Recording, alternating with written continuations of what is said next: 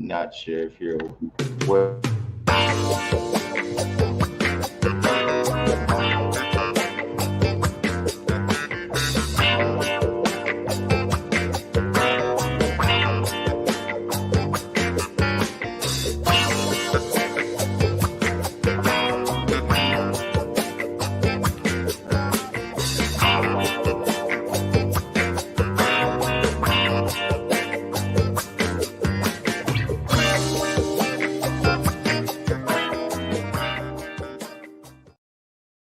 All right. Welcome to the Political Deep Dive After Dark. Dave Valente here, along with Steve Sheets. He's got the gun show working. The only gun show loophole on the Political Deep Dive After Dark tonight are the holes that he pokes his arms through.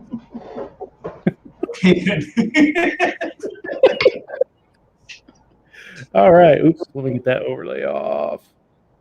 There we go. All right. Cool. How you guys doing? So far, so good. You know, I spent some time today. I wanted to make sure that I thanked all the people who donated to our convention. You know, there are a lot of people who actually, besides the fact that there were gold package, silver package, etc. Emily Hurtley and Dan Fishman. Yeah, we got a motley crew. We got a motley crew. Yeah, rock. I don't know. Hey, where'd they get that? I set that on fire in drag. Where'd they get that from? I set on fire. What is going on with my green screen? I don't know. You got. You're in Firenze, I think. Oh, you know what it is? Latest. Hang on, let me turn off my green screen. There you go. Oh, there you go. I'm running OBS now to try to look a little more professional. And yeah, I'm thinking about doing Streamlabs OBS. I don't, you know. It's good. I can run you through the basics. Cool. Steve's a brick wall. I feel like that's been said about every single person in the Libertarian Party, though. Every man, anyway. I'm a brick house, so. This is wrong.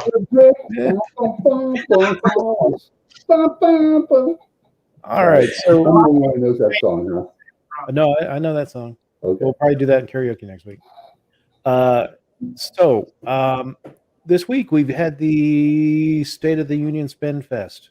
Not truly the State of the Union, but okay, the presidential address before a joint session of Congress, whatever the hell they call it. Yeah, but holy cow, the amount of money he wanted to spend, and not surprising, but yeah, he's a douche.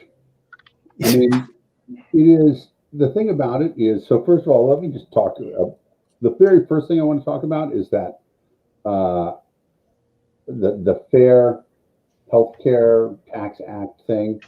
Well, there's a million things to talk about, but one of the ones that like gets me all the time, and you know, so full disclosure here, my wife and I have no children, but the fact that they want to crank up this tax credit for having children, it's just insane to me. Yeah, because why does the government? I mean.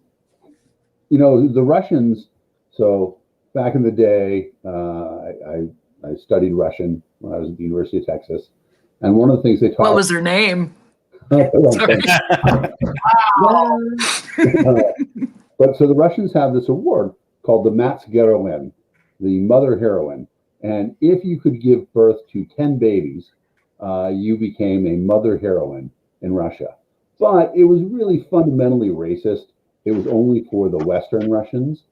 And oh, nice, Tyler. Tyler had his little award right there. It was really only for the Western Russians because they were really concerned that they were being outnumbered. And this is, you know, how old am I? This is 1985, 86. They're concerned they're being outnumbered by the Southern Muslim Russians and by the Eastern Asian Russians. And so they were all concerned about it. here in America, it's the same thing. The idea that, like, oh, we want to encourage you to have children and grow the country and stuff like that, which is ridiculous. I mean, if people want to procreate, I'm all for it. I have a tremendous amount of respect for it, and I'm happy to help out people who want to do that. But so here's my first point: until adoption is open for everybody, I don't think there should be any tax credits for bringing up children, and that's bullshit. Like way back when when I ran for Congress in 2012, I ran against a guy named Richard Tassay, who he was the Republican. Now, Massachusetts politics very different from everywhere else. Tassay had been president of the Senate minority for 20 years. He was out, married, gay man in Massachusetts. That's not particularly unusual. In the Republican Party, that's an unusual position to have. But when he was president of the Senate, he voted against gay adoption. And I asked him on the campaign trail, I'm like, why? He's like, well, I wasn't out then. I'm like, you son of a bitch. I mean, the whole point of what we're talking about is, equality across the board. So this idea of this tax break for having children, when everybody can have children, okay, I'll stop bitching about it a little bit. But right now, adoption is still, as far as I know, at least in many states, still restricted to, usually they restrict it to same-sex couples. Well, I don't even know what the word is. Different sex couples. It's very difficult for same-sex couples to adopt in a lot of states, and that's wrong. And the fact that there's a government tax credit for adopting children, that's not fair. Absolutely. And it not only that, but it also is kind of another inflicted burden on people who have infertility issues and may have had a hysterectomy or are going through issues that it's like a carrot that's being dangled in front of them when that they know that they can't get. And even if adoption is open to all the sexes, it's still not a very open process. And it really is. The government has screwed that up so bad. Like, if we're going to talk about adoption, it was screwed up really bad. Back in like, I think it was the 80s and 70s, the Mormon Church was actually one of the leading private organizations, like getting kids to like homes and everything like that. Yeah. And the government stepped in and literally screwed it up so badly. Like, that was where the abuse cases skyrocketed. That's where you heard about more kids in that system getting murdered and everything. But yeah, I'm not a big religious proponent, but if they were doing it better, by all means, let the Mormons do it. Like, they obviously had it down to a science and were actually efficient at it, and no complaints. Kids were getting homed. I don't know. Sorry, that was just my weird little tangent I wanted to go on while we were on this. But the thing with adoption is that right now it literally is buying a child, and you only need to look at the fact that if you want a white boy, you pay a lot more than if you want an African American girl child. It's the amount of money that you have to pay to get almost like your designer or your car. I want this model. You're gonna have to pay this much more money for it, rather than a child. If you're going through all the adoption fees and all that stuff, then it's going to be this much. My cousin is blonde hair, blue eyed, and she wanted to adopt a child that looked like her. So they went to Russia to get a kid because there aren't blonde hair, blue eyed kids available for adoption in the United States. And it was exactly that. And unfortunately, they got a great kid. He's awesome, but like the shit that he went through when he was living in an orphanage in St. Petersburg was terrible. Yeah. And it's all sort of covered it up, but there's a lot of money, and Western currency goes really far in Soviet Union, Russia now, and it was all for profit, and it was very unsettling. Yeah, it's just the sheer lawyer fees of it all is amazing to me. You want to say something? Oh, Yeah, going back to government encouraging the citizens of America to have more children, let's not forget that our overall population of I don't know what I'm going to say because this is not backed up by my own research, but what I've heard is that we're declining in population. Yeah, Correct me if I'm wrong. that's true. So that's bad for our GDP. It's bad for the US dollar. We're pawns in a bigger game, and it's disgusting. It To feels be like fair, you didn't see the Infinity Wars, Emily. I Because didn't. you didn't really. The whole plot of it is that Thanos wants to cut the universal population in half so that there will be more resources. But so to that point, American population is in decline, except we have immigration. If Yeah. it weren't for immigration, our population would totally be in decline.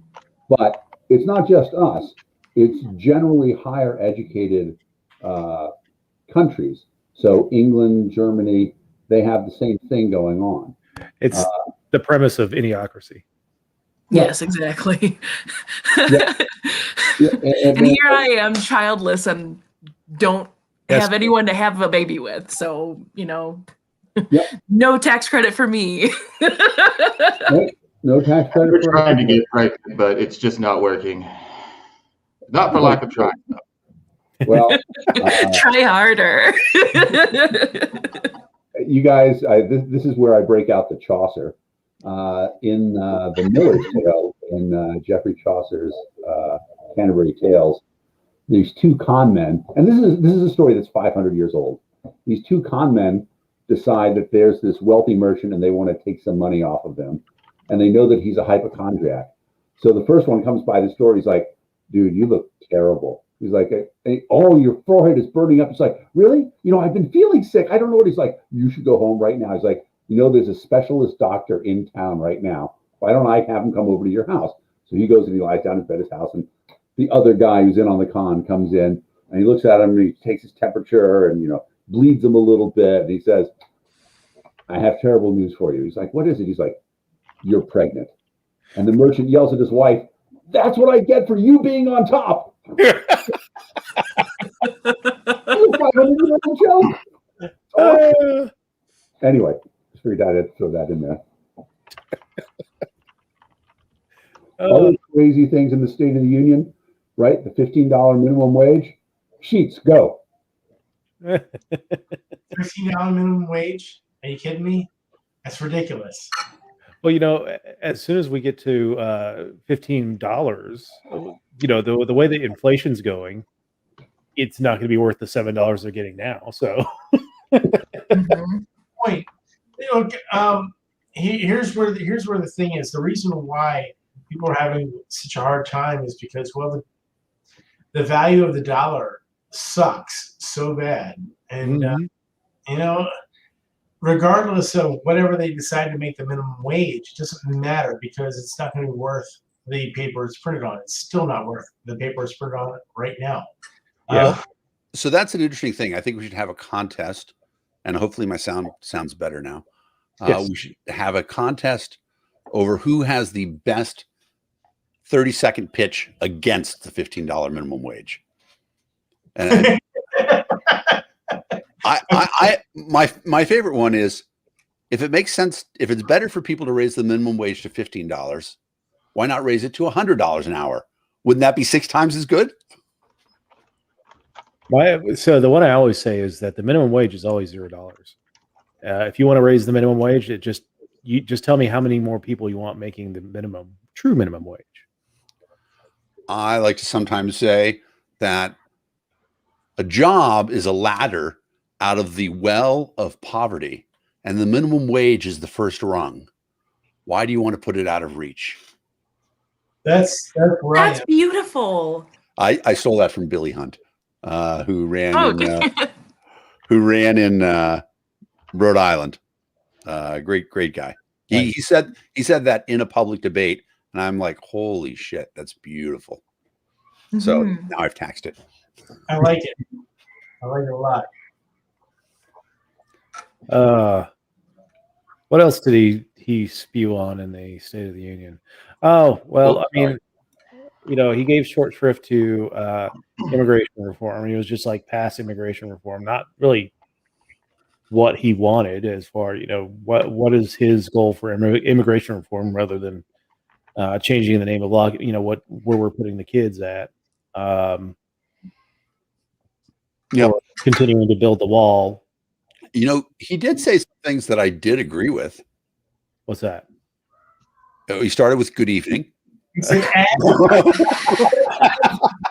No, I'm just kidding. He said an important concept that I do think we lose track of sometimes, which is that America is an idea. And I said this, on the show I did with Joe right afterwards. As much as I hate politics, I couldn't hate politics so much that I did not love my country more. And look, I try to keep it under wraps, like on some of the other professional things I do, but you get to know me. I'm a weird dude. There's just no way around it. And you? I'm pretty weird. And I recognize the fact that in any country besides the United States, I'd be in jail. I mean, I've been in jail in the United States too, but I would be in jail for a longer stretch of time for, it just is not in me to submit. Like the other day, I got, this is stupid. I got angry. Like I go to McDonald's because I'm like, I can go to McDonald's. I've been vaccinated. I'm doing takeout, and I get ketchup, and on it says open this side. I'm like, fuck you. I'm opening it on the other side. Don't tell me what to do. So that kind of thing, right? I would go to jail I'd be in jail if I lived in France or other countries with more oppressive things. So, Biden's idea that when he says that America is an idea. Wait. I thought you were saying that Biden's idea that Dan Fishman should not go to jail in France was what you were agreeing. I have never been in danger of going to jail in France. Been in danger of going to jail in Germany, Italy, and Russia. And then I've been in jail in the United States. But in France, nothing yet. Although, I would, because France has a law that you can't work more than 35 hours per week as an employee. Yep. I would violate that in a heartbeat. I probably wouldn't. I mean, me too, Dave.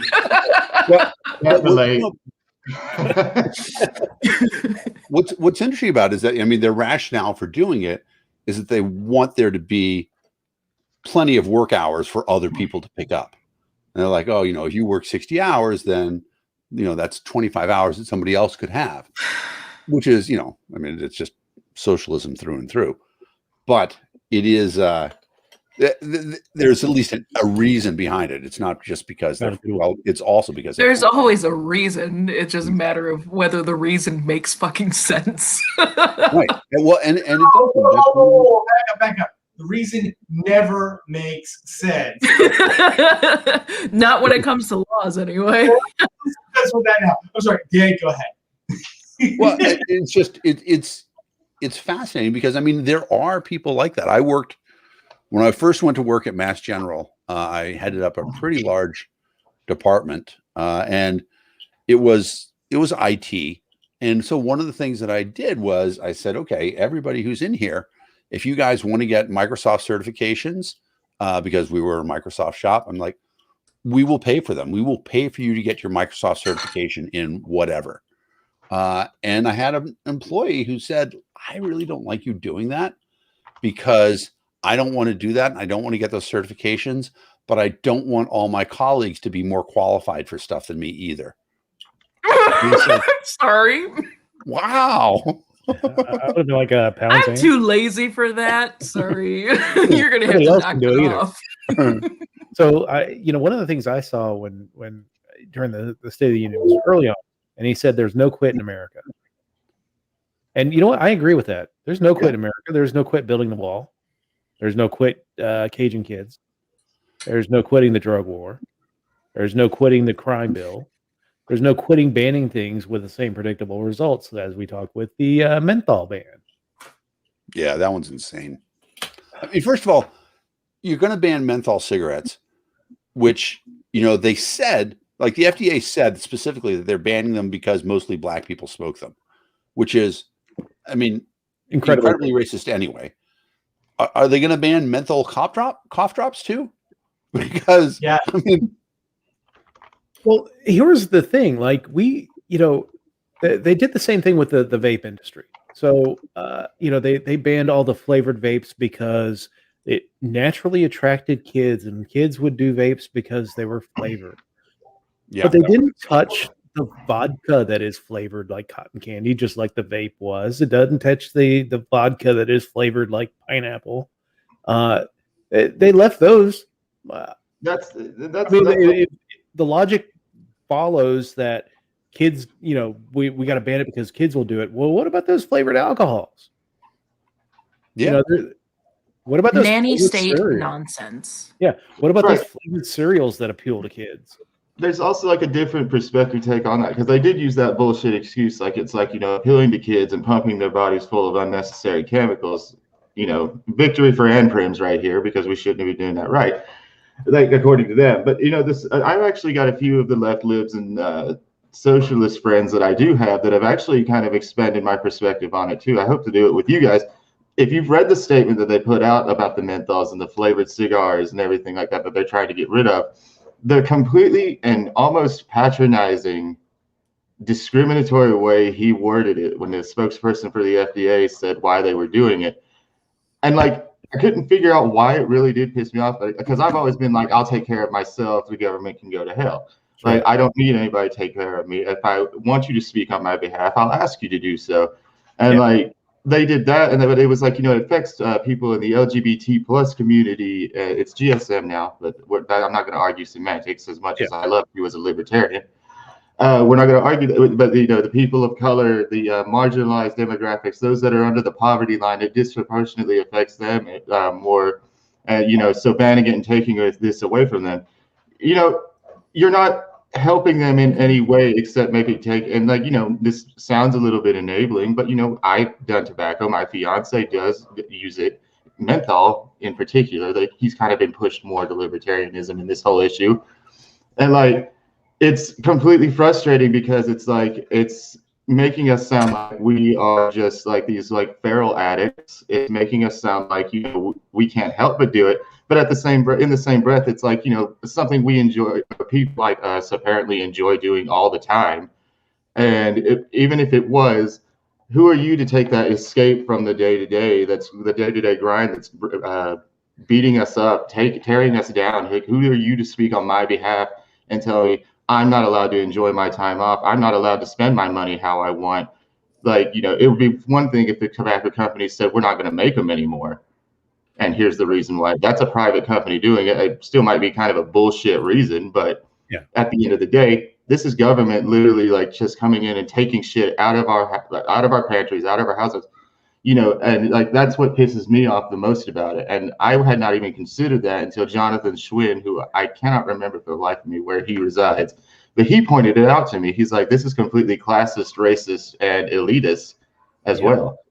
And, I very rarely use that word as a right-leaning libertarian. Like, classism, like, to me, is something that has to be, and I think this fits the bill specifically. It is very classist and needs to be like, we need to recognize that on top of the nanny state bullshit, on top of like, it's just another thing they want to ban. So that was like that whole situation. Like I said, it's pushed my fiance and several others who I associate my life towards libertarianism, because it's like, this is bullshit. We didn't do anything. What the fuck? They're trying to take this away from us. Like, this has been happening on the small scale in different cities as well with, junk food tax, sin tax, only not the configuration of the sentence SIN tax. So it's not new, and it absolutely is classist in every way. Because who does it get enforced against? Here's the thing. Look, we have this. We have a very small number of people who actually smoke menthol cigarettes, so nobody really cares when menthol cigarettes are banned. Except for the people who are saying, why the fuck are you banning things when we actually have a huge number of metrics that say when you ban things, it just makes shit worse. That's legitimately, there's us and the people who actually use the product that are bitching about it. Everybody else, like, who cares? You know, and that's a problem. You know, because it's like when you ban menthol cigarettes, then you're going to ban Coca-Cola, you're going to ban Pepsi-Cola, you're going to ban whatever the fuck it is you want to ban. And I mean, Bloomberg, was it Bloomberg who did that? Who banned sugar soda drinks over 16 ounces in New York City, so they couldn't sell Big Gulps or any of that stuff? Yeah, it was Bloomberg. I know Philadelphia did it too. Hey, anybody know who Ed is? No. Nope. Let him in. Let's see. Chat roulette.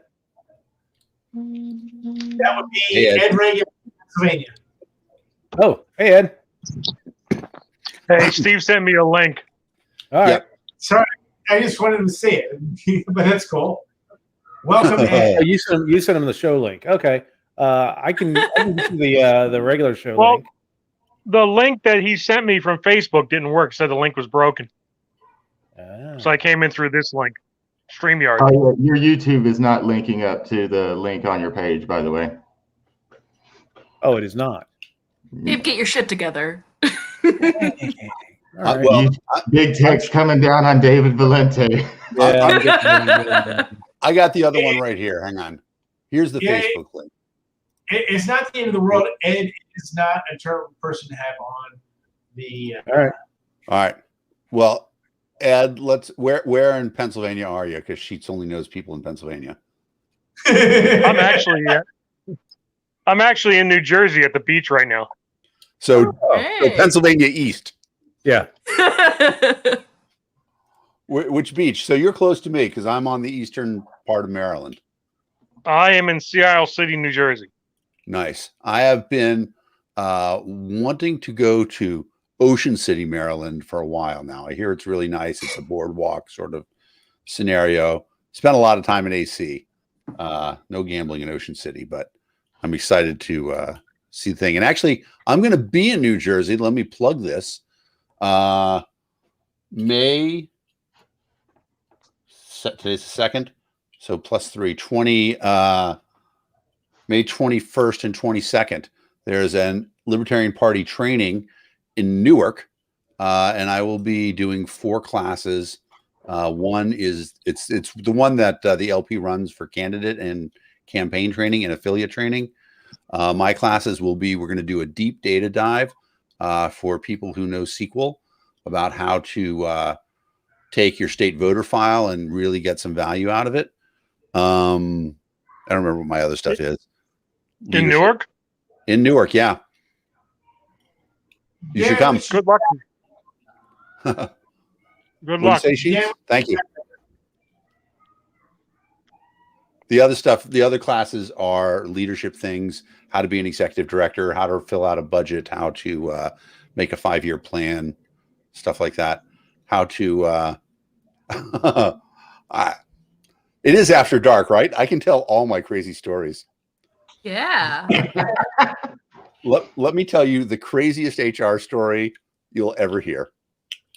So my last job before coming down to BED, I ran a team of a bunch of software engineers, and there was this one kid, Cho, who, like when he came in for the interview, like he stunk in the interview room. Like he was just out of college, you know, he was not washing his clothes. It was pretty clear. And, but he could write code. And, it smelled like he came straight from DEF CON. It was pretty bad. Did you teach him the 3-2-1 rule? Well, when he first came in, and I'll tell you, so my background is prior to being a software engineer, I taught special education. I taught autistic students for 7 years, and we used to focus on ADLs, what we call adult daily living skills.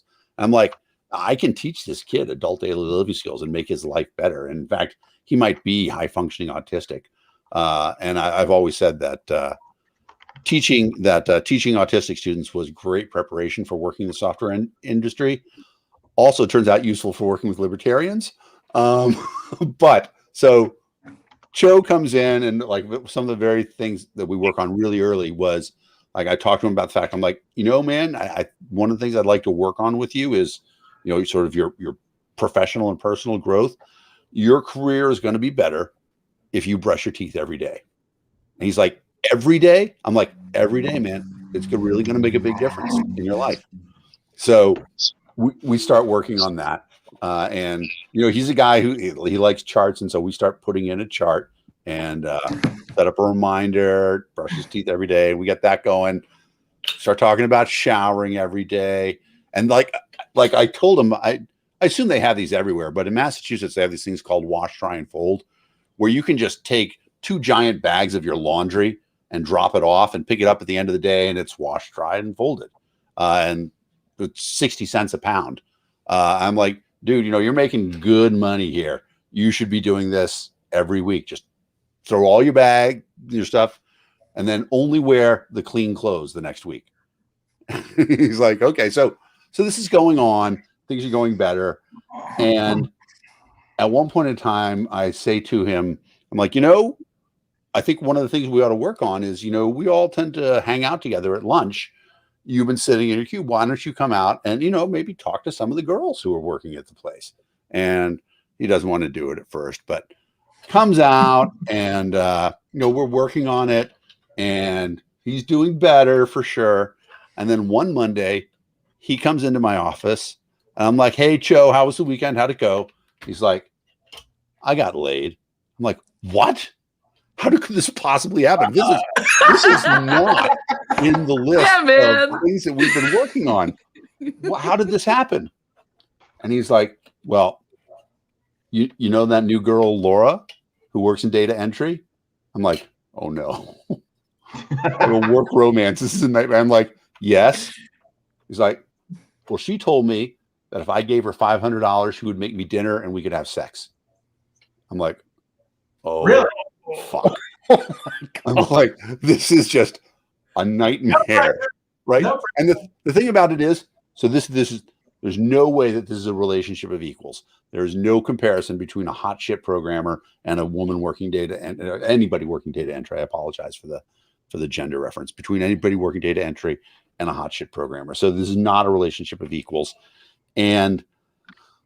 But this kid is like, he does the work of 10 engineers. I can't lose him. And so I don't know what to do. And I call a friend of mine who's vice president of HR, as much as people in HR are your friends, right? I mean, they tell you that friends. Not really. But this guy is a good guy. And I'm like, dude, this is what happened. He's like, let me see if I can handle this. And I'm like, okay. So we get an email, 2:00, me, Laura, Joe, all have to go meet at the VP's office. And so we go in there and he hands us all pieces of paper and he's got stuff highlighted on it. And one of the things that's in there is that there is a no dating policy for in our thing, because we work with HIPAA related information and the sensitivity. He says, so I want to be very clear about this policy, that there is here at EastBed, there is a no dating policy and you guys cannot, there should be no dating. So Dan told me that Cho told him that you guys went out on a date and he spent $500 on the date, which is crazy, but I know it's Boston. Boston's super expensive. You get bottle service. You could spend $500 easily on a date. This is your warning. You guys cannot go out on dates with each other or anything like that. Does everybody understand that and agree? And Cho's like, well, I don't really. And like, I can see Laura kick him under the table. And Laura's like, we understand. We agree. And I'm like, yeah, I got it. I'll emphasize that more in people's talking. And so then everybody leaves. I'm like, dude, thank you. I think that's okay. And then like an hour later, Laura comes into my office. I'm like, no, we're not talking about this at all. She's like, I'm going to say one sentence, then I'm going to leave and we'll never talk about it again. I had to have $500 and I knew that he wouldn't hit me and he was safe. And she left. And I'm like, I don't even know what to think about it. But that's my HR nightmare story. Oh my goodness. Yep. I too need $500 in sex. We all. Yeah, we all. Yeah. So I mean, I may be cheap. I'll do it for 2.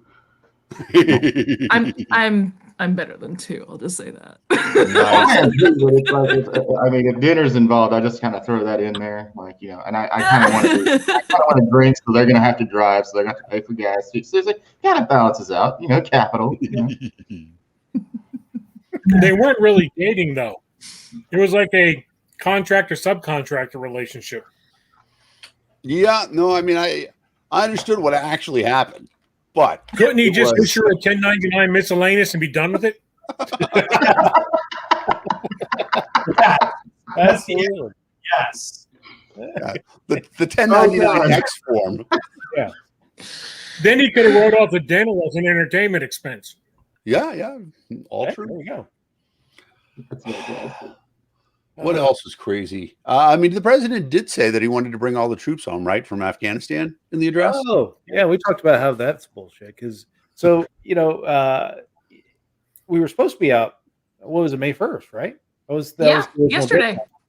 Yeah, so we were supposed to be out. Didn't Obama say we were getting yesterday? Well, no, we were supposed to be out yesterday. Yeah, we were. So we had negotiated that we were leaving. Part of the negotiation with the Taliban is that we were going to leave May 1st. And, the Taliban said, all right, that's cool. We're not going to attack you. But after May 1st, all bets are off. So we know what's going to happen between May 1st and between yesterday and September 11th is we're going to get attacked, and they're going to use that as the pretext to stay, is that Afghanistan is not safe, or they do some kind of fucked up attack that pisses off people, and we got to stay and fight for our honor. It's just same shit, different year. Another classist way of keeping the little man down. To be honest, yeah, who's dying? It ain't the rich folk. No, well, and we still maintain a relatively low number of casualties in Afghanistan compared to relatively low is way worse than fucking 0. But also compared to the locals. Compared to the locals, but it's also one of those things that's like a bullshit statistic anyway, because if you look at the number of people injured, it's on par with everything else. It's just that we've gotten really good at combat medicine, and so we don't have the mortality rate. But it is, it's it's terrible. Have some water and a Tylenol, you'll feel better. That's sorry. Oh god, yeah. Actually, and that's the big thing too.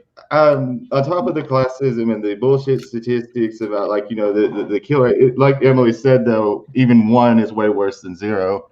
Yeah. And the big thing with this is a lot of people are also like, well, they shouldn't be so combative and ready to kill and everything like that. We watched what they did against the Soviets, even before our help and Charlie Wilson's little gambit that he did. We watched how they've throughout history. Doesn't matter if they're on the losing side. These people are driven by an ideology and a philosophy. I apologize. The neighbor's kids are running down the hall. There we go. But that, or they hear what I'm saying and they're attacking me first. I don't know. Nice. Excuse me while I get black bagged and yanked out the window. But the thing is, these people are driven by a philosophy and an ideology of this. Quite honest, it's not too far off from the whole "leave me alone in my life, and my livelihood, my property," which is how they're viewing this. It's like, this is my home. This is what you do. I've been there. I've met some of these people. I've met some of the injured that when I volunteered in the hospitals there and everything.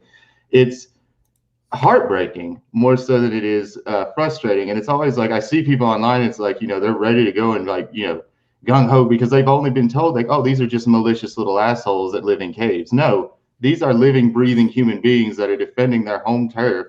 And the only reason that we are even remotely involved is because of a Democratic senator from Nacogdoches, Texas, who wanted to help and establish some sort of weird power move in the Middle East between Saudi Arabia, Egypt, and Israel.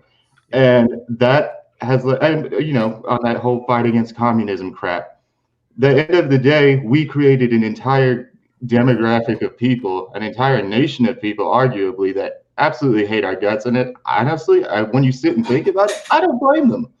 Yeah, I really don't. No, I don't blame. It's the same thing with Iran. Like, they Iran is attacking us. Iran's like, well, which naval ships are actually 10,000 miles away from their home base? We've got to be careful. Some of our freedom fell off the boat there in the Red Sea. Oh yeah, we're on retrieval duty. That's where our menthol cigarettes are. Oh, okay.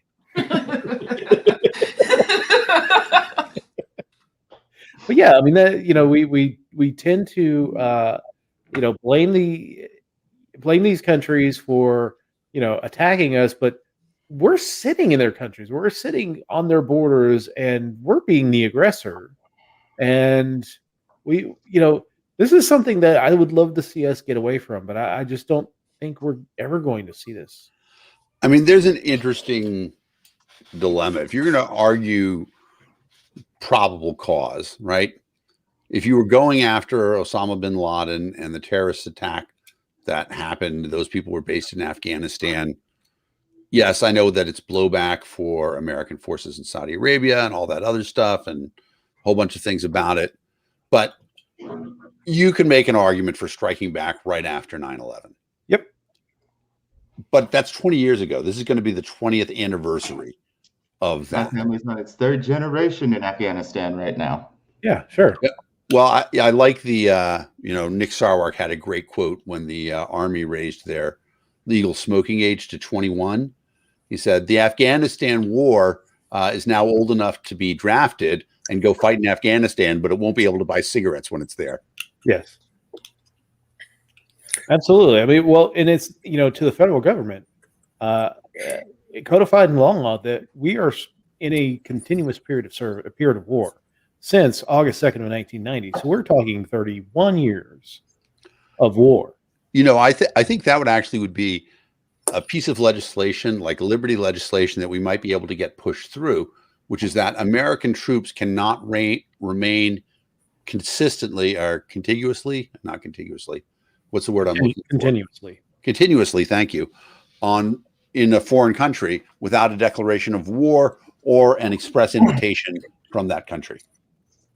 So Japan. Can I chime in here real quick, Dan? Yeah, please, Ed. So I was having some issues. I was trying to use the Chromebook that I leave down at the beach, and it just didn't have enough horsepower to get in here. You guys were talking about Afghanistan and getting out of Afghanistan. Yeah. Even if the military pulls out, I'm sure there's going to be intelligence community there. Oh yeah.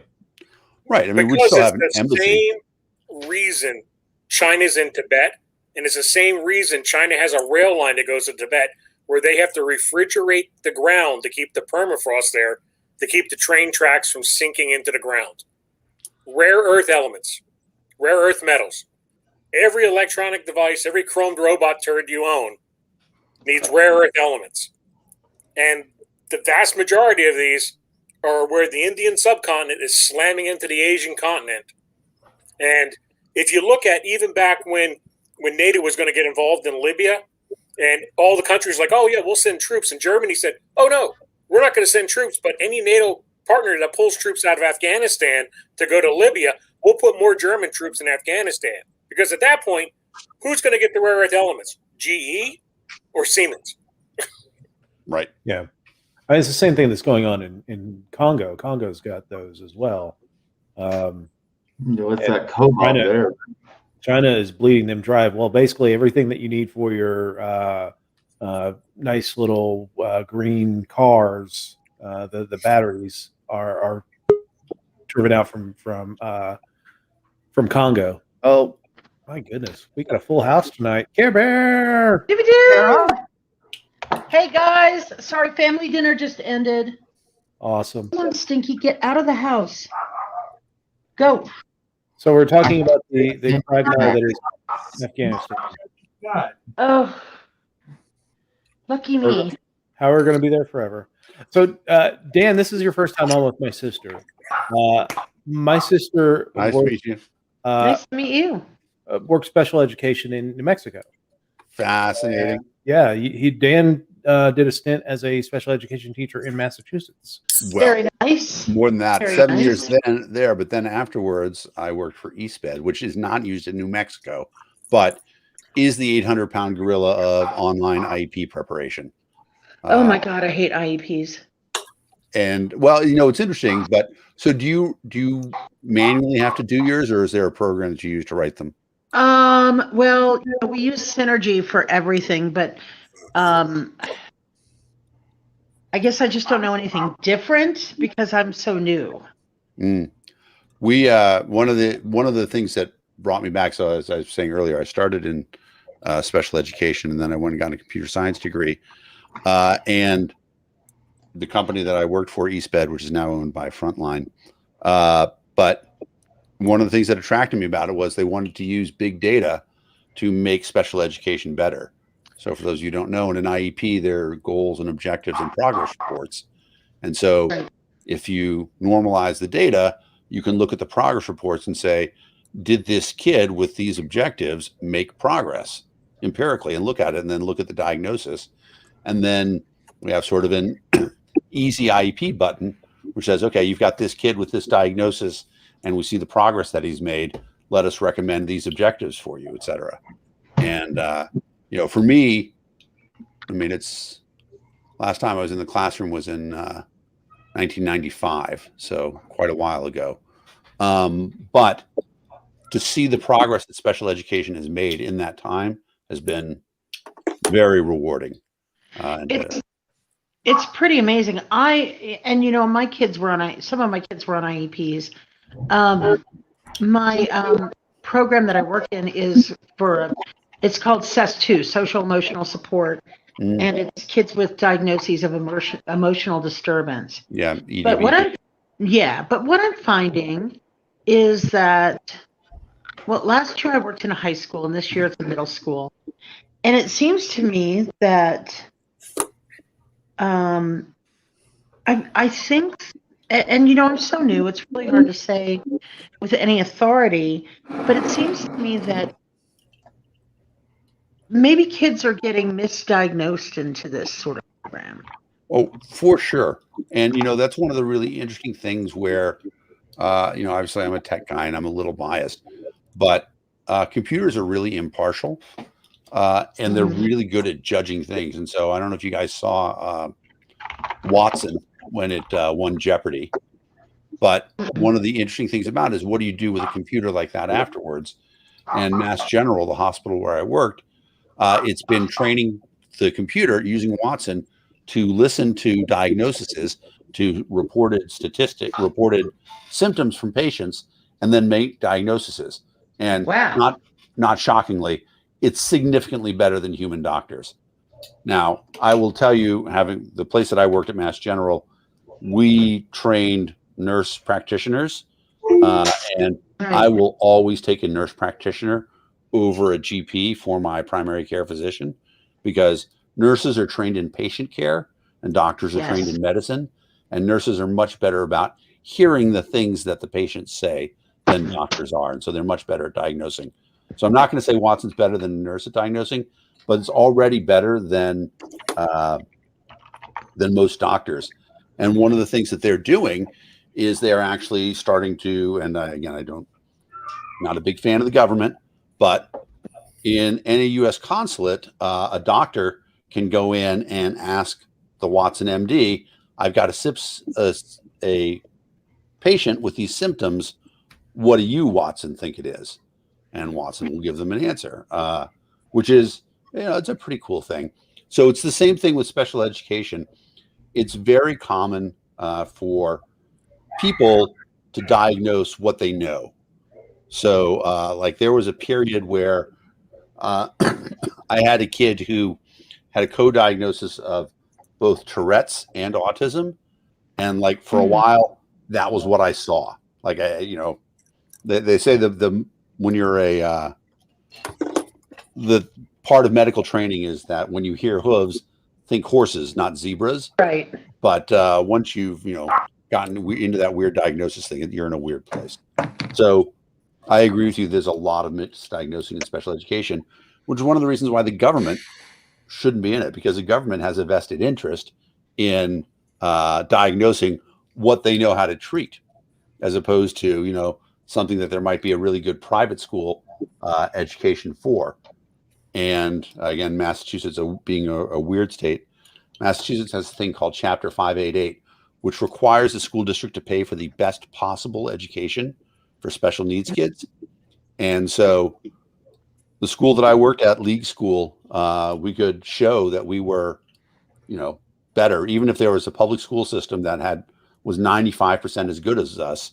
The state could order the school district to pay for a kid to come and spend 60 grand to be in the League School program, which was, again, more fucked up government. I should mention here that I'm a Democrat and I am not anti-government, but, you know, Mazel Tov. Thank you. L'chaim. L'chaim. That's funny.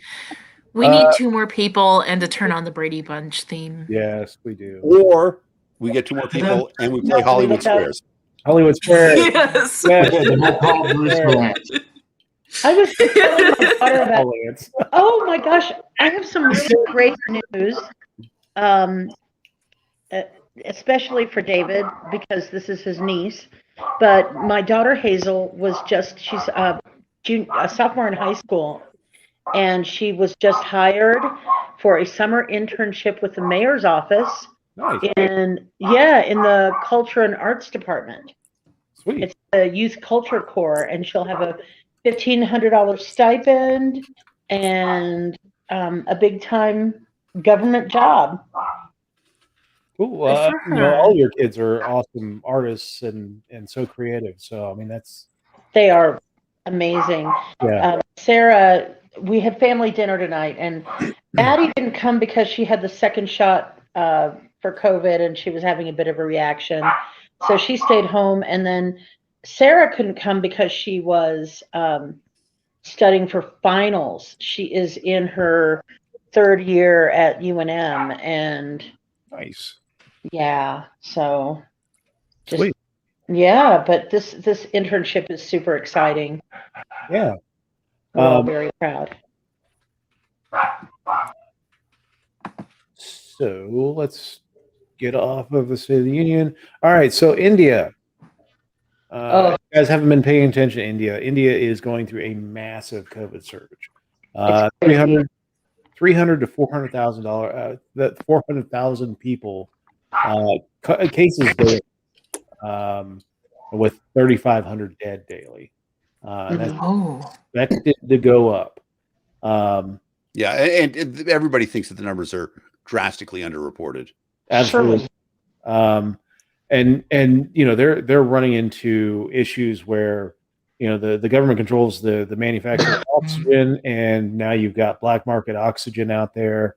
They don't have enough hospital beds. They don't have, you know, people are dying in the street trying to get into hospitals, and they just don't have room. Yeah, there's an interesting subculture here in the United States among South Asian, especially South Asian tech workers, where they are using their wealth to make sure that people at home are getting treatment. And, you know, it's unfortunate that it works that way, but it does work that way. Well, that's been my experience generally with people from India, is that they use their wealth from here to support their families. Oh, yeah. Right. And yeah, in this case, it's more needed now more than ever. Because, you know, they're talking, you know, $1,000 US, which is an enormous amount of money back in India. But what's also interesting about it is that, you know, India does not honor medical patents, which I think is great. I think medical patents are murder. And so they could be cranking out the vaccine if somebody would tell them how to do it. Now, you know, let's be honest, they don't have the technical capacity to make the mRNA vaccines, but the Johnson & Johnson, they could be making the Johnson & Johnson or the AstraZeneca. And, you know, even with the, but let me just talk a little bit about the bullshit on the, go ahead, Ed. India actually patents the process, not the product. So, for example, if they change the process slightly of making a drug that's patented, they assume they make the claim that they could make it themselves. So, as long as they make it in a different process, that's why you get all these generic drugs coming out of India, because the patents they do give are the patent for the process to make it, not the actual product. Right. The process is that you got three guys that are different making it in India than making it in the United States. That's how I'd sell it. Right. And it is one of the interesting things about it. That is sort of another argument against patent, is that in order to be granted a medical patent, you have to reveal how you made it. And so the argument is that, U.S. pharmaceutical companies are giving up their trade secrets in return for that patent, and that's why they want the protection. However, for me, medical patents are murder. And so I would like to see, at this point in time, right, nobody said, I did hear the Johnson & Johnson people are starting to refer to it as the Big Johnson now. And you better get that shot in your shoulder, because you don't want one bit prick. Never mind. I've heard, correct me if I'm wrong, I've heard Johnson & Johnson's been having some pushback on their particular vaccine distribution. They had the halt for like a week and a half or something, because six people clotted, had medical issues with clotting.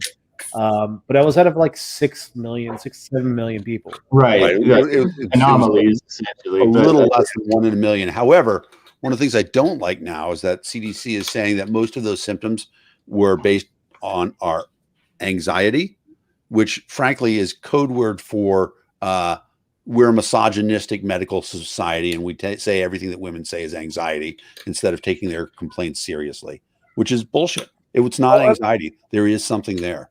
We know that women get.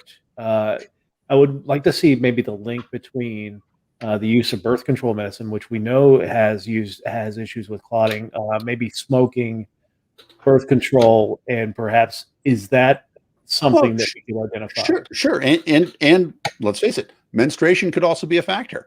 All of those things are true. It's never happened in a woman over 48 years old.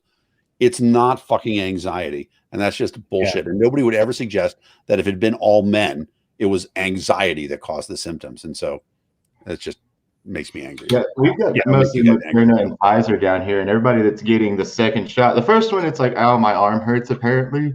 The second one, like with the coworkers I have that have went and got it, because our company has incentivized going and getting it. They'll pay up to 4 hours extra on your paycheck if it bleeds into overtime or whatever like that. They'll honor the overtime. But you go in and they'll go in and they'll come out and have to take like 2 or 3 days off, because it's absolutely like destroying their physical well-being.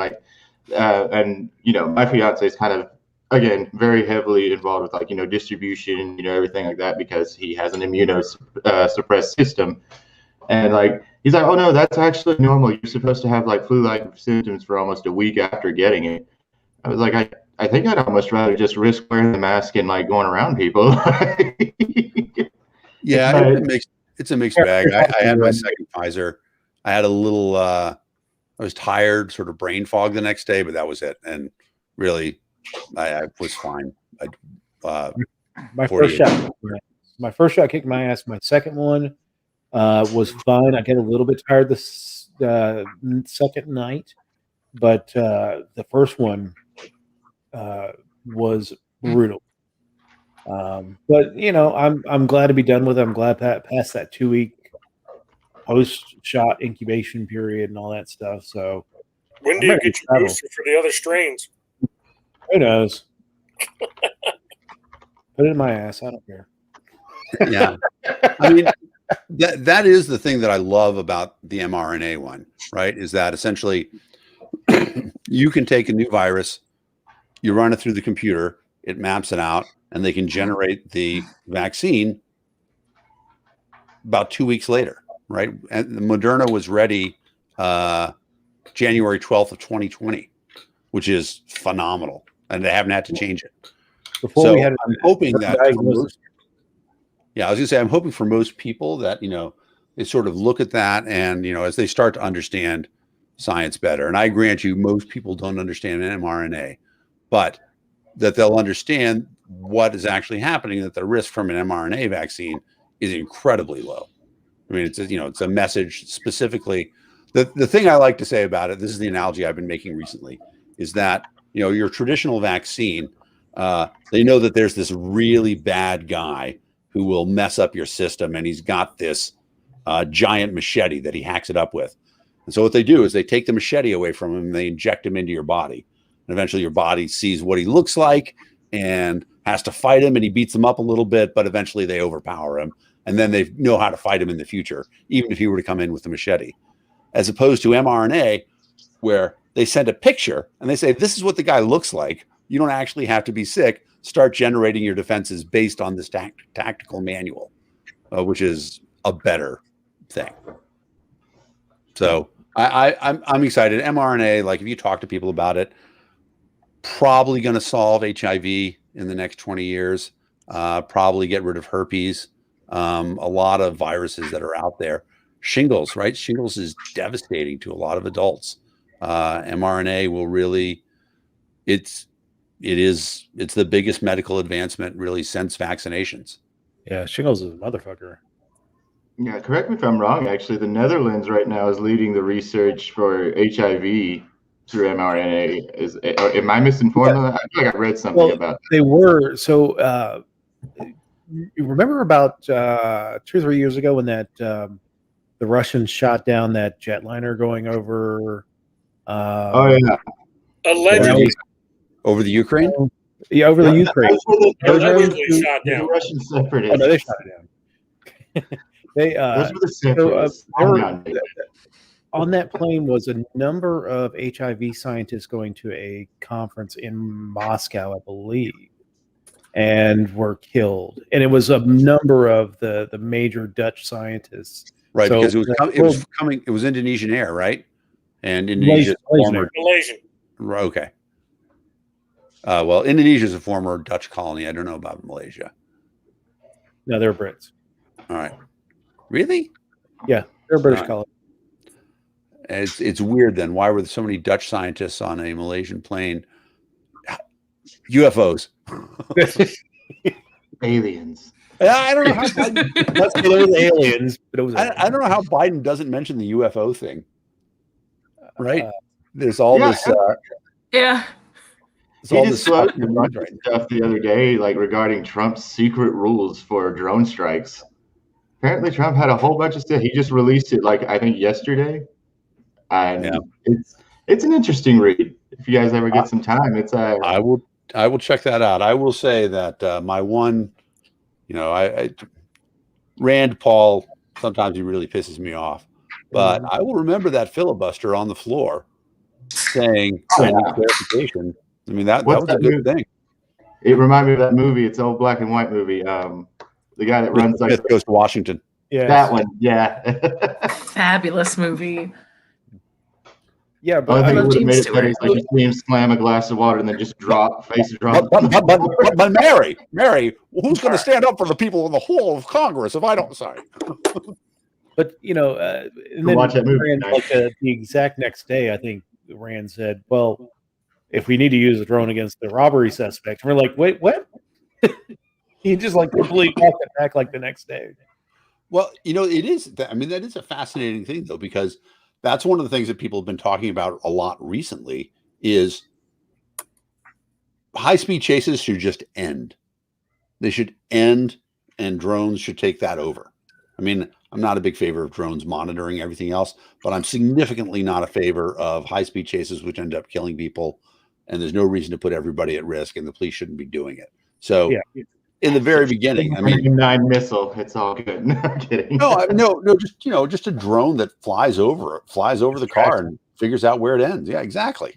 There was a guy with a Dodge Hellcat that the police were pursuing with a helicopter, and the helicopter had to peel off because it was getting low on fuel. The same thing can happen with a drone. Well, there was also a case like I know how to defeat that. Drive by an airport. If you drive by an airport, they have to peel off because it's a restricted space they can't fly through. It's true. Now, unless you edited the SQL database on your drone and took those restrictions out. in theory, they're not going to know that nobody's going to know that a drone is following them, right? It should be, flying up at. The more he talks, the more I'm starting to like him. Hi, Ed. I'm Tyler, by the way. Who was that, Tyler? I said the more I hear you talk, the more I'm like, I like this guy. When we're done this little aside, I'm going to tell you about a buddy of mine who works for one of the IT companies. Let's hear it. So I have a buddy of mine who I met when he was sitting in a cubicle next to me at Time Inc. when we were doing different projects. I build business continuity and disaster recovery plans for a living, and he's a white hat hacker. But he was down at ShmooCon in D.C. a few years ago, and he was doing some research on people that were running GPS jammers. And, for a talk he was going to give at Black Hat. And lo and behold, he's down in the district, and he sees somebody's running a GPS jammer. So just out of pure curiosity, he tries to triangulate where this thing is and finds it. And people had bought like an illegal GPS jammer from like Wish.com and were running it in a high school gym because they all bought their kids drones, but they couldn't fly them in the District of Columbia because of the GPS restrictions. So they brought this illegal GPS jammer into a high school gymnasium, turned it on so their kids could fly their drones in the gymnasium in the district. That's very cool. Yeah, that is pretty cool. If you want the $30,000 fine from the FCC. Wow. Well, it's interesting because, it would be, I have mixed feelings about it. But I mean, there are people who fly their drones into DC airspace all the time, even now. Yeah, if you take the restriction tables out. Yeah, I wonder if. So part of doing his research for his talk, he put a bunch of software-defined radio sets out in Pelican cases along these roads to find out if anybody was running a GPS jammer. And lo and behold, he picked this one vehicle up that was running a GPS jammer when it was going by. So every day he'd move the Pelican cases so he could track which way this vehicle was going, down the street. And if it took a turn, then he moved the Pelican cases to find out where this car every day that was driving down the street was going. And he was able to track the vehicle by the unique identifier given off by the tire pressure monitoring system. Because every car transmits its own unique code to the ECU to say, hey, these tires are at full inflation. Well, he followed this vehicle all the way to where it was going every night and then found out it was an undercover police car. Wow. So he's assuming somebody was working narcotics and was running a GPS jammer. So if somebody put a tracking device on his vehicle, he couldn't be tracked. So I had to share behind me for anybody who's worried about that. Paparazzi UAV is an open source drone product where you buy your own hardware and the software is all on GitHub. And so if you wanted to change any restrictions, feel free to do so. I'm imagining like the criminals, because like clearly they innovate, like, they don't want to be tracked. They'll put jammers in their vehicles. So like they'll innovate and like create drones next that are like, and I'm imagining like a weird federal versus criminal battle bot situation where they're like shooting little like pellets at each other. Wars. So, it's funny you say that. I have a friend who he is heavily invested in a anti-drone company. They make these giant drones that have nets on them essentially and are really fast, and they fly and intercept drones and throw a net over them, which then pulls the other drone to the ground. The RQ-170. RQ-170 Sentinel. You familiar with it? I'm actually not familiar with the name, but so the RQ-170 Sentinel is built by Lockheed Martin. It was flying out of Kandahar. It was called the Beast of Kandahar, and it doesn't have any weapons on it. It's all sensors. And this thing could get high enough up in the altitude that it could actually pick up all the radio communications and do, aerial photography into Iran.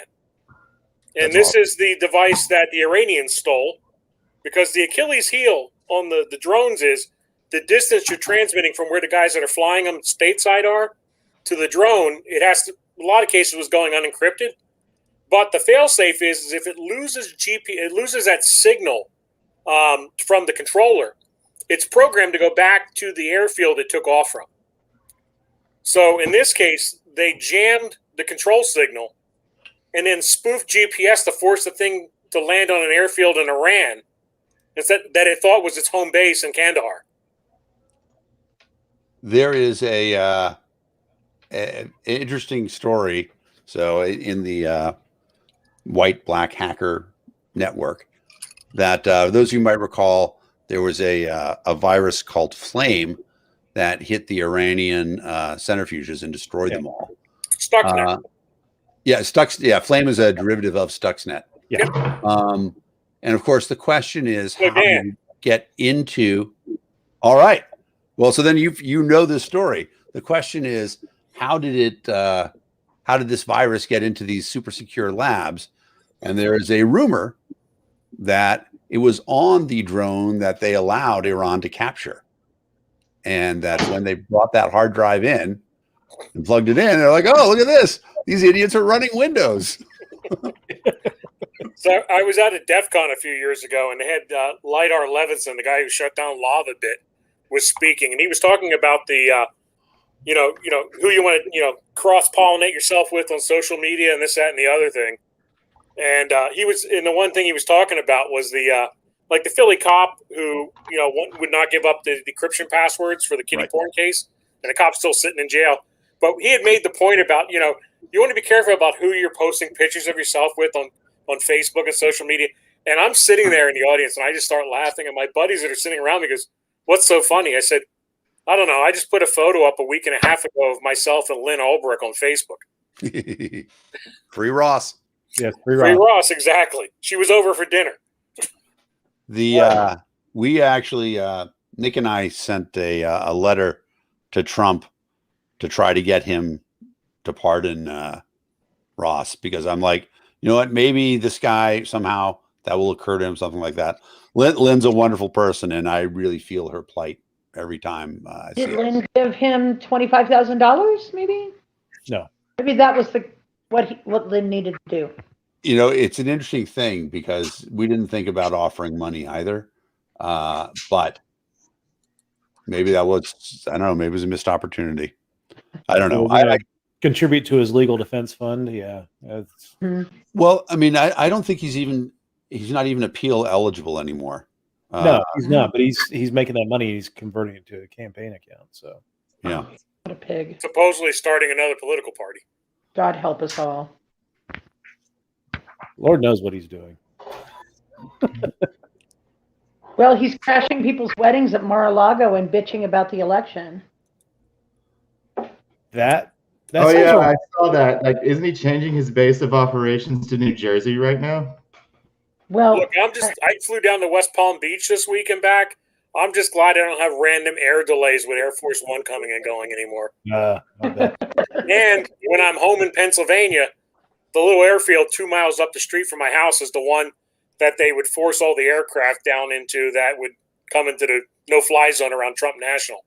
So it's always fun when you got the Air Force planes, intercepting a small little prop plane, and then 2 Coast Guard helicopters are in the process of downing the plane into the local airfield while the U.S. Marshals wait there to give somebody a new set of bracelets.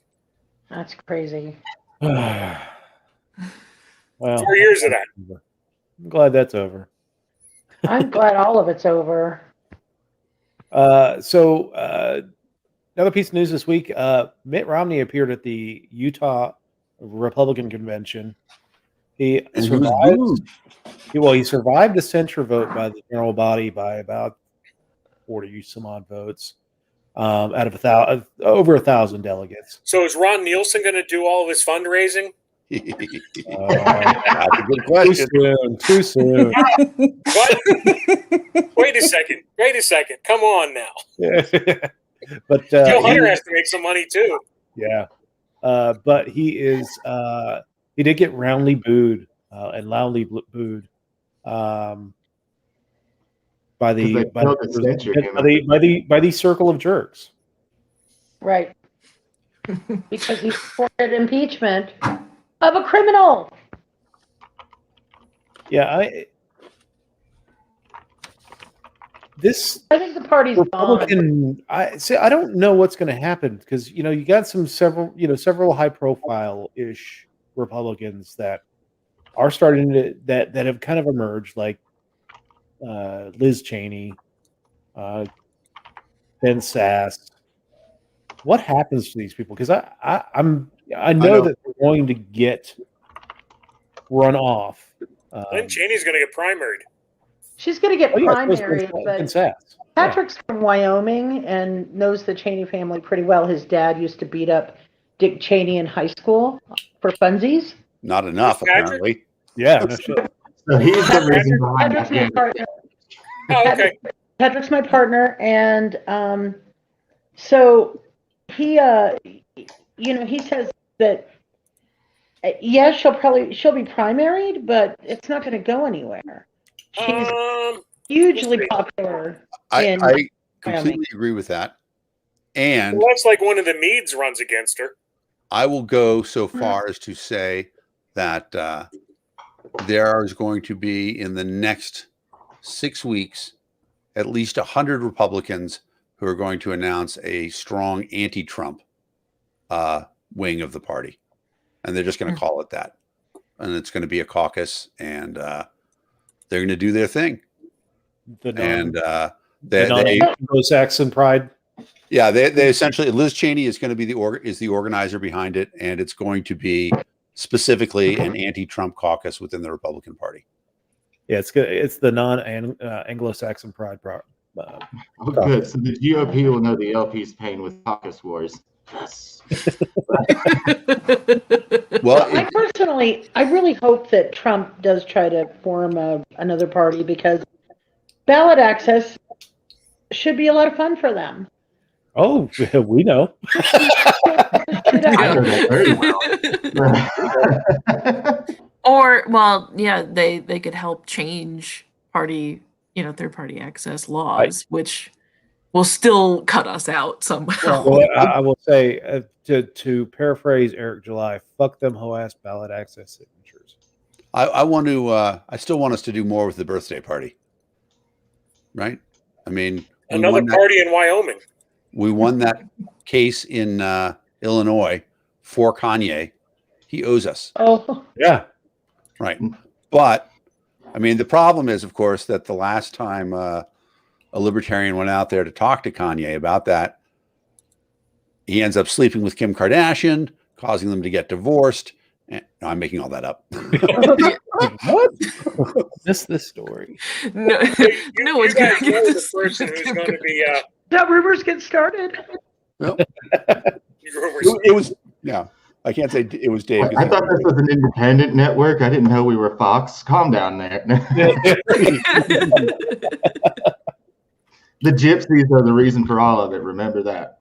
Oh. Yeah, remember that. Like, do we remember this story? God. So every time I see somebody unironically post like a love post for, what's his name, Tucker Carlson, that's all I think of, that news story. That he just went on a tangent about that. I was like, now I missed that story. He said some derogatory phrase or something. The Romani, which he referred to as gypsies a couple of times, which is the pejorative term. Yeah.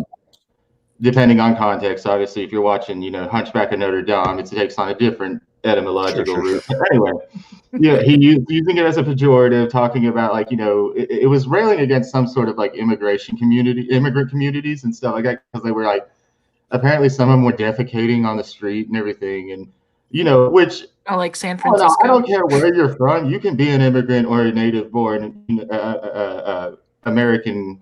And if I see you doing it, I'm going to be a little bit concerned. But my first thought is not going to be, I have to do an 1.5-hour news segment on this. And that's the last thing on my mind. Bro, I got a spare bathroom. Let me ask you this. Where was he on January 6th when the hooligans were defecating in the halls of Congress? Right. And on Nancy Pelosi's desk and smearing it on the wall. Where was he then? And how does he stand against those people? Tucker Carlson was on the air then. He was on the air and he had that look on his face like he had just realized that he glued his balls to the seat that he was sitting in. He always has that look on his face, like he does. He saw his reflection in the camera lens and realized that haircut's awful. He looks like like a golden retriever trying to do algebra in his head. That clip with when he had John Daly on, not John Daly, the guy from the Daily Show, John something or other. John Stewart. John Stewart. Yeah, John Stewart on. Thank you. John Daly and John Stewart, very different people. Yes. And at one point, John Stewart, he's like, John, we really want you to like us. And he's like, we're not going to like you because you're a dick. Like, it might not have been the most eloquent thing ever said, but dropped it right there. Yeah, it was a good television moment. I regret calling Tucker Carlson my boyfriend several years ago. Why he's cute. No. But now he's not. Like, he's not. Oh, girl. Yeah, you could do way, way, way better than him. Oh, yeah. Have you seen my track record? I can't. Anyway, my edibles kicked in, so I should probably. Yay! You've reminded me. I didn't even take any yet. Damn it. Have you seen the Saturday Night Live skit with Regina King from a couple of months ago? Weed gummies? She was hosting I don't like SNL anymore. Weed gummies? You got to see the weed gummies. Yeah, watch the weed gummies. Okay. I'm sure we'll get us kicked off. Remind me when I'm sober, please. Yes. You know what, girl? I'm just going to send it to the group. All right. Okay. That works. I mean, we can play it right now. It's so good. If you could present, it'll get us kicked off. Would it? Oh yeah. Yeah. SNL's notoriously very protective of their stuff and will kick us off. What we could do is we could play it behind my head. No, I'm just kidding. Okay, so SNL weed gummy. That. All right, I'm going to share it. It is so fucking beautiful. It is. Okay. Oops, I'm not a huge fan of SNL, but I'd laughed my ass off when I watched that. It is so brilliant. Okay, it's going out into the group chat. Yeah, I feel like SNL is, every generation gets fed up with SNL. But okay. Patrick and I are both in our 50s. He's 57 and I'm 53. And yeah, we come and go with it, but the last season has just been brilliant. They've got some real talented people on there. Kate McKinnon. Yeah, Kate's amazing. Kate's amazing. A.D. Bryant, Pete Davidson. Oh my God, the Weed Gummy sketch is. All Patrick has to do is start to sing it, and I'm in stitches. I watch it several times a week, just for my own mental health. Yeah, Can't recommend it high enough. Is hilariously funny. I mean, he's also a train wreck. He is. I'm actually putting this into the chat for those watching. All right. Yeah, he check it out. But yeah. I am one of my celebrity crushes is Kate Beckinsale. And the fact that they dated for a while is just astonishing to me. Yeah. He was definitely punching above his weight class there. Yeah. But hey, he's great.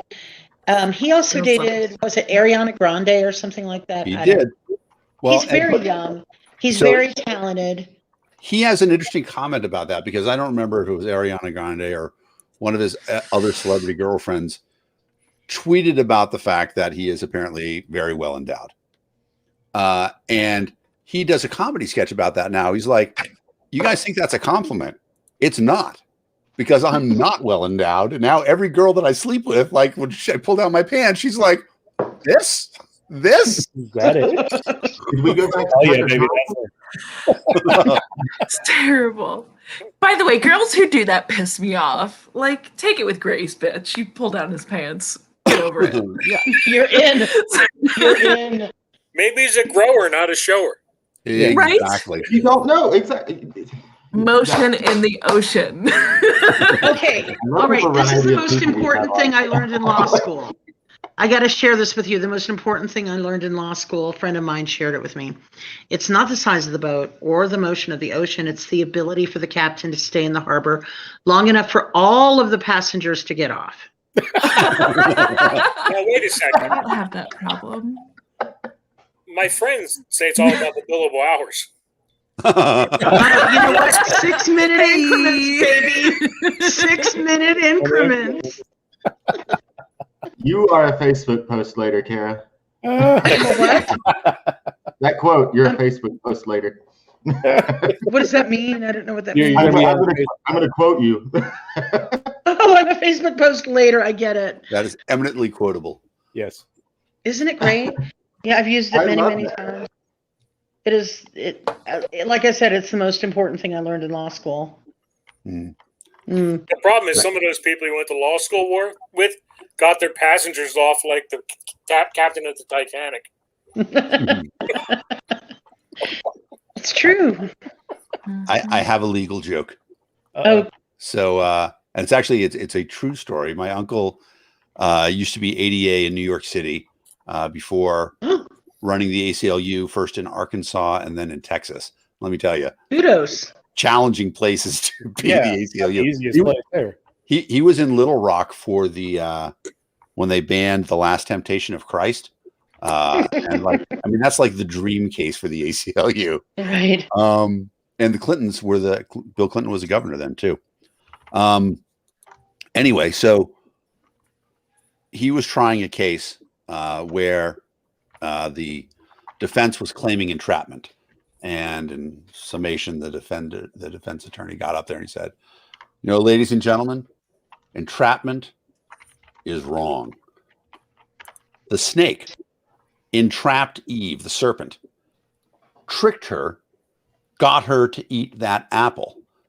If the serpent hadn't been there, there would have been no crime committed. This is the same scenario. The police lured my client into committing this crime. Had the police not done that, he would not have committed this crime and we would not be having this case. And so you must acquit. And my uncle got up and said, ladies and gentlemen of the jury, did God buy that defense? No, he did not. Neither will you. You know what the problem is? They forgot to read the terms of service for the Apple device. Into the dad joke caucus. Oh. All right, Dan, how did my Giants do in the draft? They did okay. I mean, I like Daniel Jones, and Saquon Barkley is a great running back. And so, they put a lot of help in for them. So I thought it was a pretty good draft for the Giants. What about your Patriots? The Giants weren't real happy about the Eagles trading up, though. Well, so full disclosure, I'm a Cowboys fan from way back. No. I grew up in Texas. I am allowed to be a Cowboys fan. Full disclosure, Dan, my mother was an accountant at Leonard Toews' trucking company when he owned the Eagles. My father grew up with Leonard Toews. Well, and I will tell you that it's a different team under the Lurie's. I think that, Philadelphia is not – it's not the city team that it was back in the day. Well, Jeff Lurie and his silent partner ex-wife because of his new wife. Oh.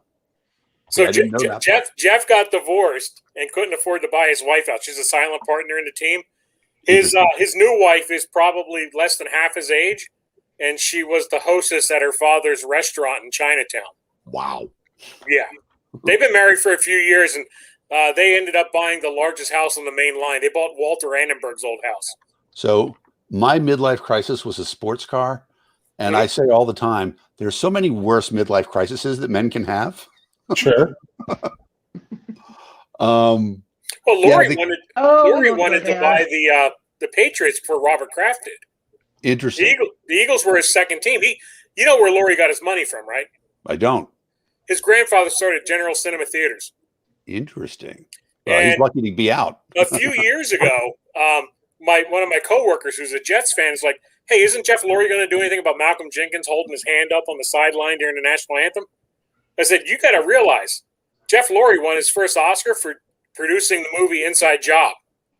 Ooh. That showed all the corruption on Wall Street and in the financial regulations. Yeah. Regulators. So the The Patriots, I thought, had a pretty good draft. I mean, Mac Jones is Tom Brady's clone. I'm very happy with that. And apparently, there's a NFL Play 60 commercial with Mac Jones as a kid and Cam Newton, like his third or fourth year into the league. That is just comedy gold. The kid essentially says, "Hey, can I grow up to be an NFL player?" And Cam Newton says, "Yeah." And then Mac Jones says, and maybe I could also play for the Panthers. He's like, "Yeah." He's like, "And maybe take your job." He's like, "Well, okay." And just goes on and on. Become your mom's favorite player, which is pretty funny as well. Oh, I remember that commercial. Yeah.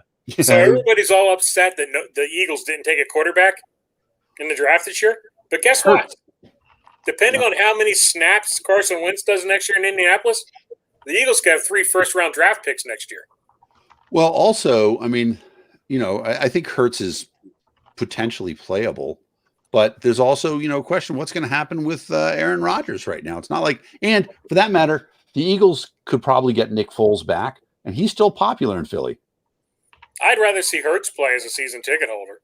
Yeah. But my whole thing is I'd rather see Howie gone and Doug still there too. But I think that I think that Hurts, we don't know what he's like. He didn't show me anything to say that he can't do it. And so I would give him another year too. But I bet you that they will pick up Nick Foles just because the Bears have no reason to hang on to Dalton, Fields, and Foles. Well, they picked a 4th quarterback up in January, but they picked him up as a wide receiver. They signed him as a wide receiver. Let me pull Tyree Jackson. Interesting. I don't know. I thought it'll be interesting to see. Mac Jones makes a lot of sense for the Patriots. It's, the first round pick they spent on a quarterback since Drew Bledsoe, which is pretty crazy. I thought the Cowboys had a pretty good draft, although it was essentially all defense the first 6 picks. So that's going to be interesting to see. So the thing is, I can't watch the NFL draft. Like, they put way too much time between the picks. That's so they can sell ads. Again, yeah, I get why they do it, but it's just laborious to watch. Like the NHL draft, you get up there, you got 5 minutes to make a pick, or trade or whatever. The other thing that I like, and they're doing a little bit more with the NFL draft. The commissioner doesn't have to make the pick for every team like that. Right. That frustrates me with the NFL draft. Like in National Hockey League, it's the team ownership that comes up, and that, especially in that first round, come up and make that announcement for the draft pick. So, I mean, I think that there's things that the NFL could do to improve the experience rather than the 5.5 slog test it is. It's interesting. So I have to tell you, I am in.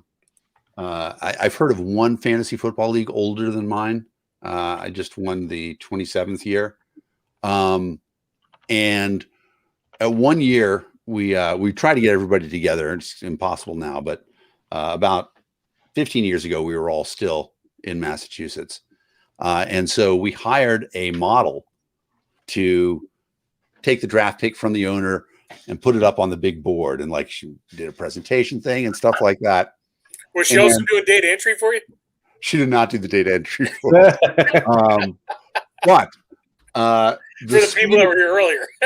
The sweetest moment of the draft by far was when I still remember this clear as day. Somebody tried to draft Marvin Harrison, and the model says to the guy, "He's already drafted."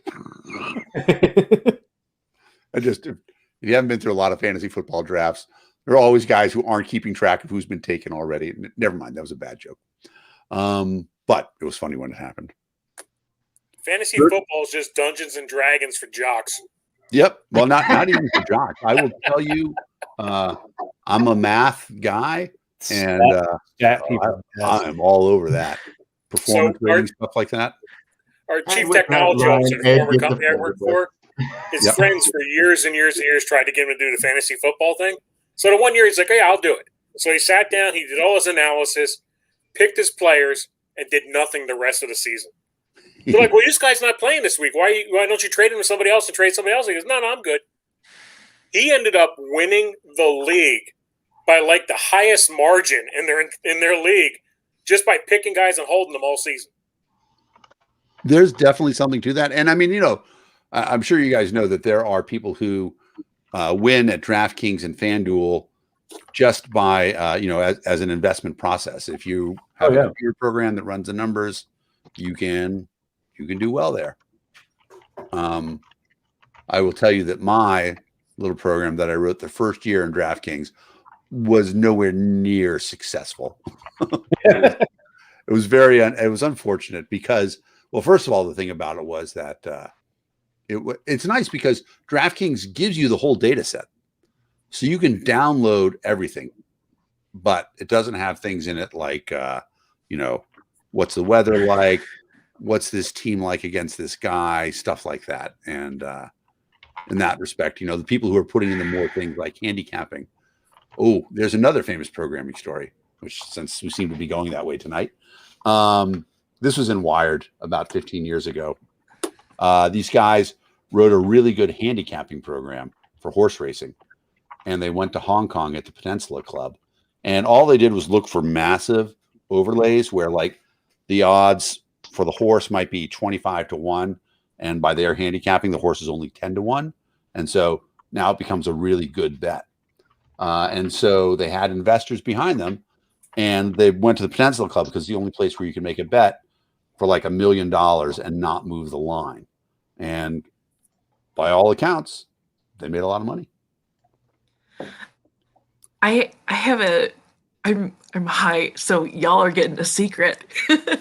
I have no idea how betting works. I need someone to teach me. the next time I'm there, I will teach you. I own a craps table because I love craps. I have a mathematician's weakness for it. And it's just a fun game. A good hot craps table. Everybody around the table is rooting for the same thing, and when it happens, people are like, "Yeah!" I love that. See, I go to the local casino, but I hit the buffet and then I do the craps. I've never been into casinos. I got your joke there. I see what you did there. You don't want to see that. What's the nearest casino to you, Emily? I'm sorry, what? What is the nearest casino to you? I don't know. Gary, Indiana. Probably in. Are you in the Chicagoland area? No, she's south. No, central. It might be. No, central. Central. Probably down in East St. Louis. Yeah, I was going to say there's a nice one in St. Louis. When I go into casinos, I'm just like, I'm spending grocery money. Like, this is not a fun time. I have a lot of anxiety about that. Yeah. Patrick's a poker player, and he's really good. And I've watched him, but then he'll go sit down just to decompress over at the blackjack table, and I'm like, oh, this is the I hate my money game, and I can't watch. It's just on fire. Yeah, I mean, there's no question about it. Craps and blackjack, no matter how good you are, you're losing. Right. I would bet on horses. That's something like if I knew how to do. Horses is really fun, and it's only $2 a bet. So you can spend $20 for all day. I mean, I can tell you, if you are good at spotting horses with cute socks, you will win that day. That is how my wife wins every single time we go to the track. That's awesome. That's awesome. I live within 30 miles of 4 casinos. I just have one. I got one 8 miles from my house. Yeah, right up Indian Head Highway is the MGM Washington D.C., which is supposedly the largest MGM. The National at the National Harbor. Yeah. I haven't been in it yet though. I've actually had a friend that worked there, and it's the first month was basically just high rollers. Like the whole place was reserved by high rollers, and from what I hear, it's top notch all the way around. So I've heard it's very nice. One of the things that I actually New Hampshire, right? Live free or die. They have state-run casinos, which They have is state-run liquor stores too. They have state-run liquor stores as well, which is crazy. So, but the thing that I like about it is that the law, because I love to play, and I know that I'm eventually going to lose money. I'm a perfect basic strategy player in blackjack, so I can play blackjack for a really long time, and sometimes I'll walk away with winning. But I mean, I know in the long run I'm going to lose. But the state mandates that the maximum table bet is $2.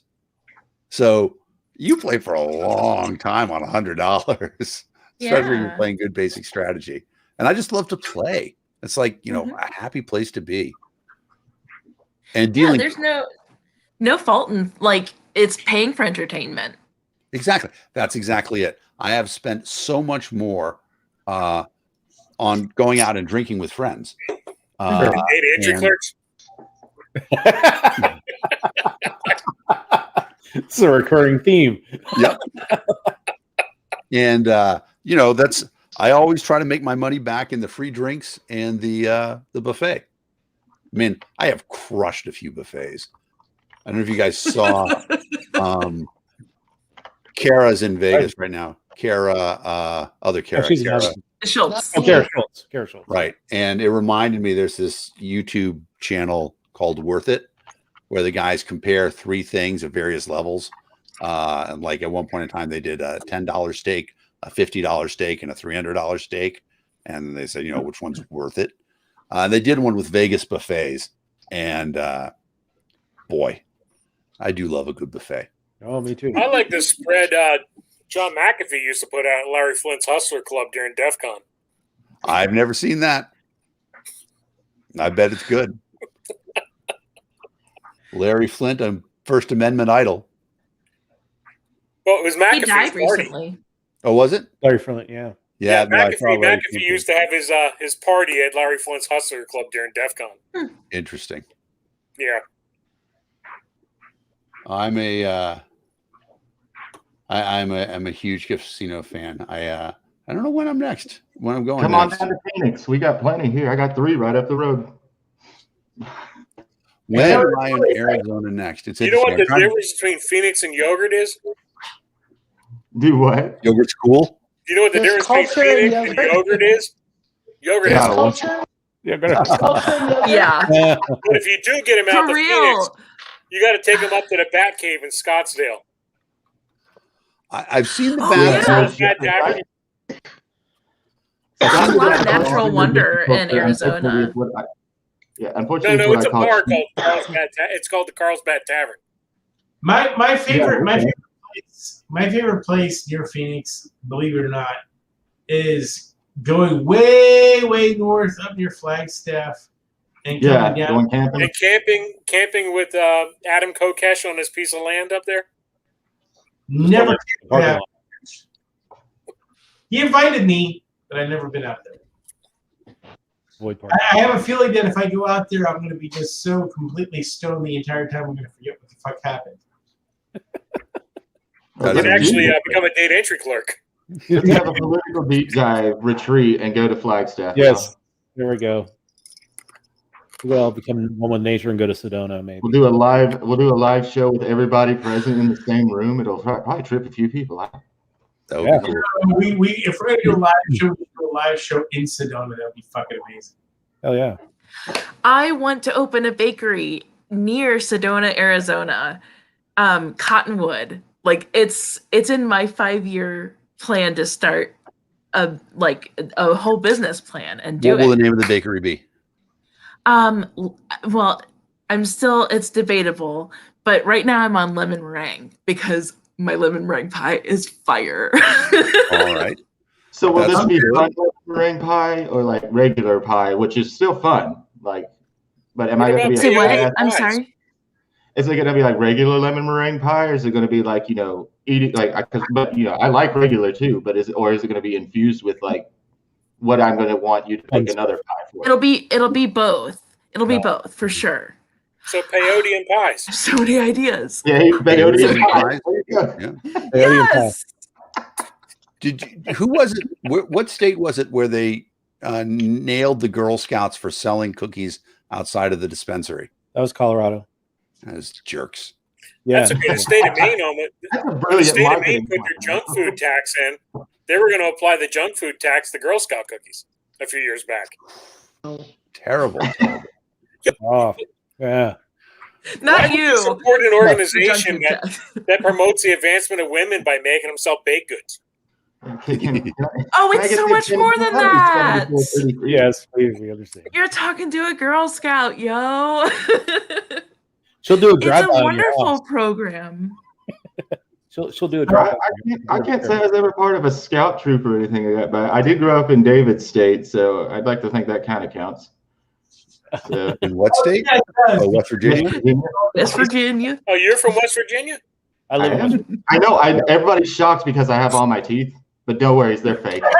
Well, it's funny because You know what the 3 biggest lies are in West Virginia? Oh. What are they? I didn't know it was my sister. A truck's paid for.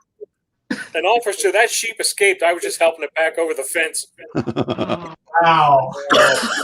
Oh. I don't know. I put one of those because I didn't know it was my sister because, well, a lot of reasons. One, particularly, my sister don't have the right equipment. So, Hey, don't talk about my. You know what? You know what the biggest impact of COVID-19 restrictions in West Virginia were? Uh-oh. A drop in teen pregnancies because there was no family reunions. Wow. I can take it. I mean, I can. Like, we had Bob Wise and Jim Justice. Like, after that point, when I became political, I was like, we've earned all our jokes. Yeah. You know what they call educational television in West Virginia? Hee-haw. Yeah. That's awful. Oh. All right. You know what? West Virginia, Ancestry.com is a dating site. Do you know why they can't have a live nativity here? Why? Because they can't find a virgin and 3 wise men. But that's the entire United States, though. That's true. It's true. Guys, I've got to get ready for bed. I have to be up at the crack of dawn. I have crack of dawn. What time my are you duty day starts at 7:30. I'm going to be getting up at 5 a.m. to head out to a wildlife refuge to take pictures. Oh, neat. Yeah. Fine. I just rewatched Airplane, so seeing you again, Kara. I love that movie. It's good to see I have you a guys. drinking problem too. no, but the scene is, all right, boys, let's take some pictures. The spicy An Airplane crew. where they take the pictures off the wall. Uh-oh. My man is talking shit now. How come Steve's not in the creek? Huh? We ran out of spicy earlier when Kara made her boat metaphor. It's hard to get it out there. All right. You know what? I'll be back more soon. Excellent. Yay. Well, you're almost We've got here. 3 weeks and 1.5 days of school left. Summer Kara is right around the corner, and Summer Kara is a lot of fun. So All right. With wheat gummies. This Kara seems like a lot of fun. Hang out. You're only a few hours away. I think I'm going to sign off too. Emily's got me thinking I should go into the kitchen and beat some eggs and do a meringue. And Do you want my recipe? definitely share your recipe with me. All right, guys. I'm going Good night, everybody. All right, everybody. Thanks for joining us on the Political Deep Dive After Dark. We will be back next week. James Ray is our guest on the Political Deep Dive. We're talking about thorium, maybe some weed baking stuff, possibly. So, and then, of course, the Deep Dive After Dark. The following week, we're going to be doing like a best of for the show, the main show. We'll probably be re-airing the Ashley Shade interview because I will have been in Pennsylvania for the convention. I'll see you there. I'll see you there too. And Dan, you coming out? Why don't you do a live show from Pennsylvania? I'm going to try to, but unfortunately, I have some personal crap going on that I may have to deal with. Okay. So I'll try to make it.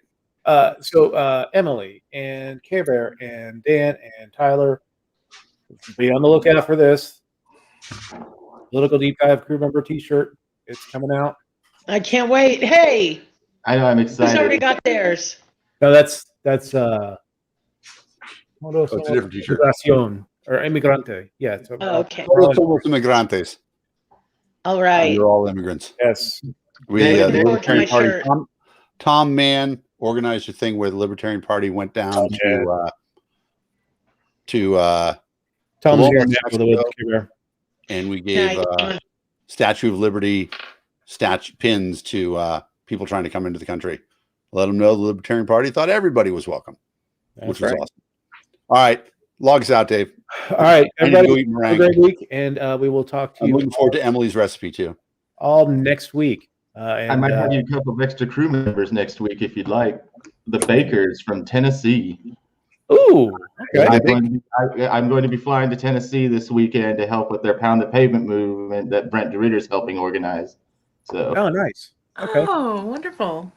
Well, again, everyone, thank you for joining us, and we will see you all next week. All right, see you next week.